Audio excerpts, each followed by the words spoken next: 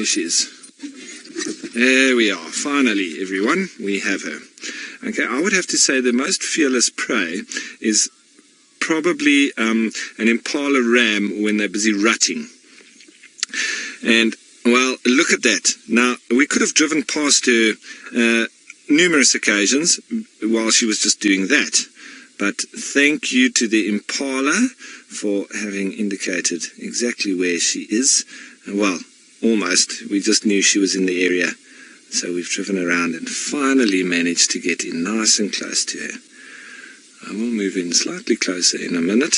We'll just let her relax with our presence and just respect her space. She's quite happy where we are at the moment. She's carrying on grooming.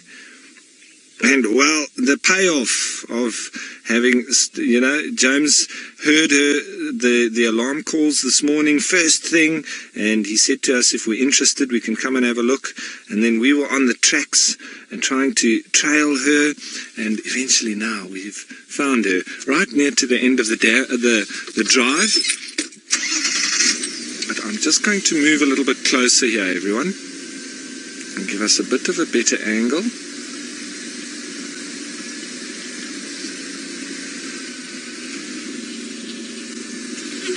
Paula, I agree 100% with you. Nice find. It is absolutely perfect.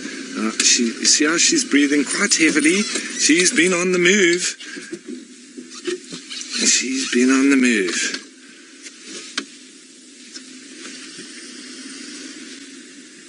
We've got another vehicle coming in here.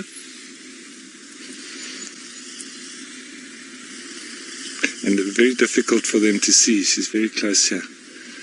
There she is. There she's standing up now. Wow. Beautiful. The squirrels have been alarm calling. We've really had to listen to use all our senses, all our tracking skills, and we've done it as a bit of a team as well, everybody. You know, James on foot, me on vehicle. We've also listened to the impala. We've listened to the squirrels. We also got a little bit of intel from the guys that stopped for a coffee break, and they heard the impala making a noise, and they said, come and have a look this side. Maybe she's here nearby. And, well, eventually it paid off.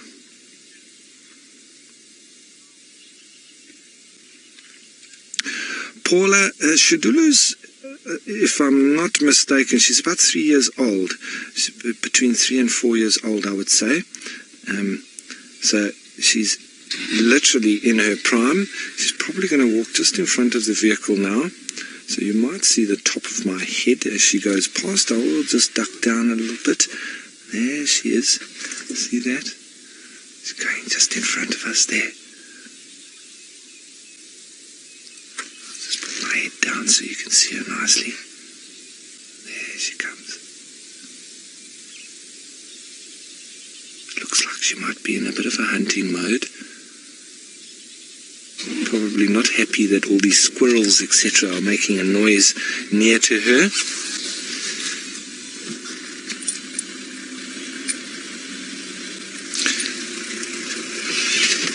Now, Tokyo, you want to know how far the Thandi and cub are?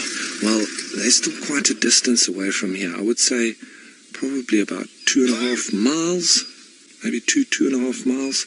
So I wouldn't say that there's going to be any interaction between Thandi and Xidulu at the moment. It's got a very thick white tip to the end of her tail. That's often the only thing that we see.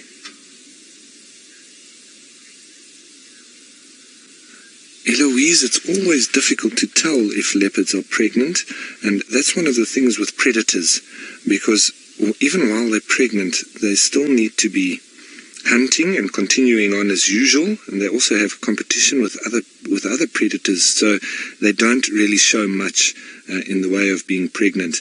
They probably show a lot more when they've gorged themselves on some meat, rather than actually showing a big belly when they are holding a young one inside. So let's try and catch up a little bit here. So to answer that question, I wouldn't know if she's pregnant, and generally you don't know if they're pregnant. There's a slight sort of thickening to the belly rather than growth. And there she is out on the road now. Wow, what a beautiful cat she is, eh? Look at that.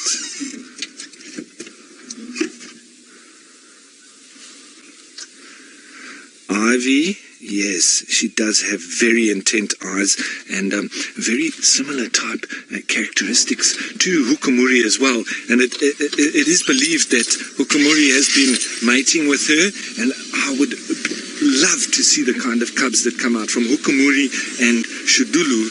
I think that would be, geesh, the gene mix there would be fascinating. So she's gone in there. I think I'm going to follow. It would be silly of us not to. I'm not going to leave her now. We've spent too much time trying to find her.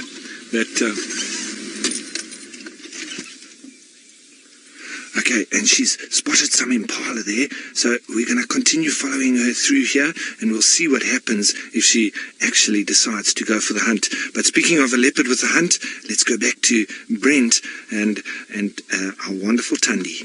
Yes, it is Xidulu, hey Brent, and well, you've got Thandi and Salamba, and it's a morning of spots, isn't it? Now that we've managed to find Xidulu.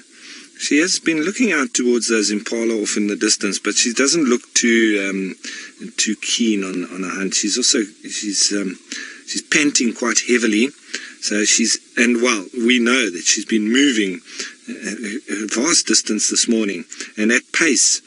And that's why we were circling and circling and circling. And you know what? As Wiem and I decided to expand the search and come back to where we think that she might have moved off to, well, that's where the impala started calling from. So in our search, we weren't far off. And, well, the payoff was this beautiful cat. A very thick neck for a female.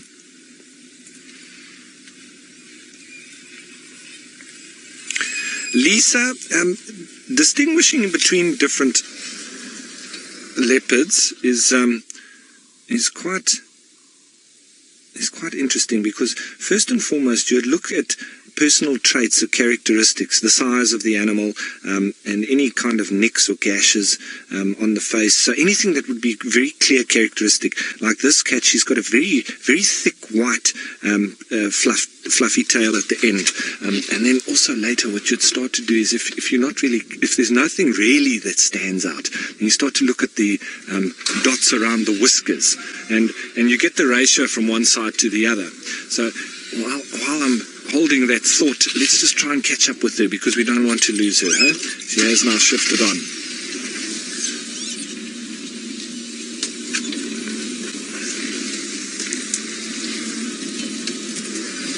Okay, so while I try and get a better visual on Xidulu, let's head you on back to Brent, who has still got good visuals with Thandi. Okay, so everyone, yes, she's on the move. She's still eyeing out those impala, and we're just sliding up behind her. You know, we don't want to get too close, because if she is hunting, we don't want to disturb anything around that hunt. We don't want to influence anything that's going to happen there.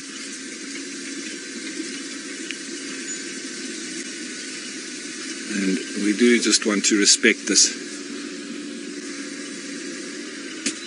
So we just try and stay up nice and easy, just behind her. There's a game viewer on the other side of her. They're just going to get some nice photos and get a nice clear view of her as she comes out the thicket there.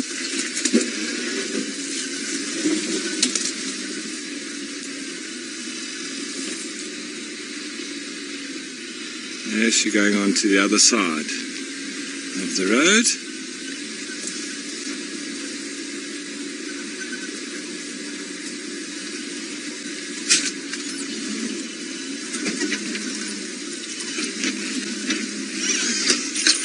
Jacqueline, I believe that Xidulu is slightly younger than Thandi, and she's got that youthful exuberance. I don't think she's had any litters of cubs just yet, and Thandi is slightly older.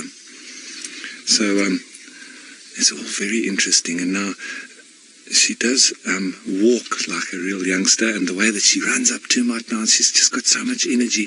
Thandi's slightly older, and you can almost see in the way that Thandi walks a little bit more aged, a little bit more mature, if I can say that. And this is like a real youngster, but in the prime of her life. Let's try and see if we can get a bit closer there. This easy tiger.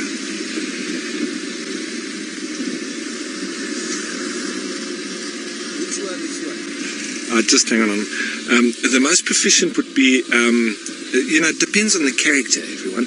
I'm just going to chat to Alvis here quickly. Sorry? I want to know which one. It's Xidulu. Xidulu, yes. Yesterday was just on the Catland, elephant plane and Aratuza. Okay. Yeah, she's moving a lot, eh? And this morning we've been tracking her the whole morning and really moving up Galago shortcut and Vubu Road, this side, and now eventually she came out here. Yeah. Thank you. Pleasure, eh? Enjoy, folks. Maybe. Okay. Sorry about that. Just catching up with the local guys. I just want to see where she's gone now. I lost visuals on her. And now that might have been us. She walked in there, hey.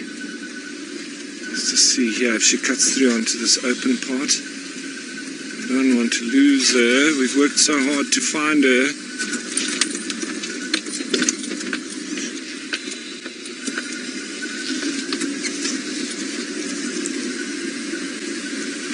Oh, where's she gone? See that? We just left her for a couple of seconds. We don't have visual, so we're going to have to try and spot her here. Ah, there she is. She's just behind us. There she is in the thicket there. She might come towards us. She is grooming a little bit. I just want to wait and see if she... You can't see. She is still standing, so she might come out in a second. She's sort of licking her legs. But let me just turn a little bit so that Vian can get a view in there on her. I won't go in there just yet. Can you see her now, Vian? Let's see there. There, you see those spots in there, everyone. Let's just see if she comes out. Otherwise, I will go in a little bit closer. She's scratching a little bit there. Looks like she might be sitting tight, but I'll just give her a moment or two just to see. Still nice and cool this morning, actually, and it seems there might be a bit of a cold front coming through, so nice and comfortable for these cats. There she starts coming now towards us. She's going to come out a little bit further behind us. Oh, no, there she decided to go down. Wonderful to see her in the thicket like that, hey? These all guarri thickets. Starting to groom nicely again.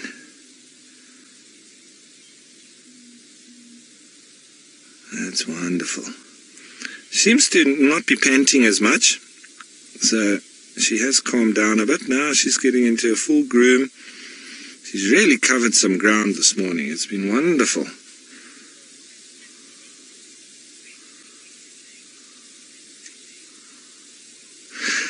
Now, B, thanks for your question. And the leopards in the area will get their names mostly from the local game scouts and guides. So the local Shangaan game scouts and guides, they will watch the leopards when they are born and hopefully start to see some characteristic traits of the animal. And one in particular, like this cat, Xidulu, which means termiteria or termite mound, given very aptly because she likes to go and lay on top of termite mounds. So they called her Xidulu because of that characteristic trait of hers where she loves to go and lie up on top of termite mounds. So that's how they get named, and it is by the locals, and I think there's no better way than the way that they do it. Waiting 6 to 8 months, seeing their characteristics, seeing something that they generally do, and then they name them after that. And they often do that with the local guides as well, the South Africans that come in and work as guides, and the game scouts and the local Shangaan people that work with them. They give you a period of time that they start to see your personal traits, and then they'll give you a local Shangaan name as well. So if you ever come to South Africa and spend enough time in this part of the world, you might also be given a local Shangaan name. So I'm going to try and position a little bit better without this tree in front of us, but while we do that, from a beautiful leopard to a beautiful flower on the bushwalk.